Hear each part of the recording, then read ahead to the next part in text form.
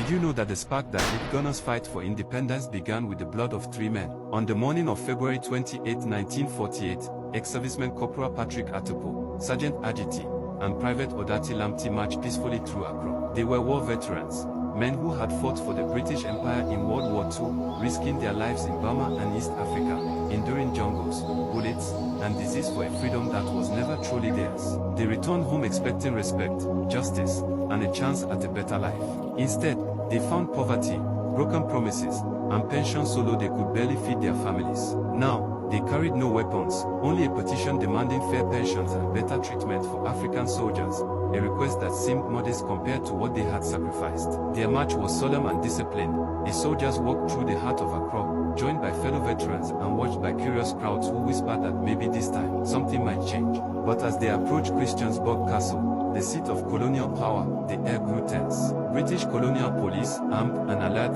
blocked their path. Without warning, shots rang out. 3 bullets, 3 men. In seconds, Corporal Atupo, Sergeant Ajiti, and Private Lamti lay on the ground, blood soaking into the dusty road. Their bodies twitched and then went still.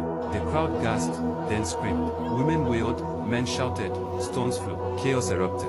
News of the killing spread like wildfire through Accra, reaching every corner of the city by nightfall. Enraged civilians poured into the streets, smashing European-owned shops, burning colonial warehouses, and attacking symbols of foreign rule. For days, the city burned with anger, the colonial government declaring a state of emergency, arresting political leaders, and trying to crush the rising tide. But the damage to British control had already been done. The shooting of the 3 ex-servicemen was no longer just an isolated tragedy. It became a symbol, a rallying cry, a wound shared by every Ghanaian who had suffered under colonial injustice. Politicians, students, traders, and farmers united under one cause, freedom. That day marked the birth of a new Ghanaian spirit, unafraid of the cost of resistance. 10 years later, in 1957, Ghana stood tall as the first independent African nation south of the Sahara. But the road to independence was built on many sacrifices, and at its very beginning stood 3 men whose march ended in blood, but whose legacy marched on through history. Follow and repost this video for more African and Black stories.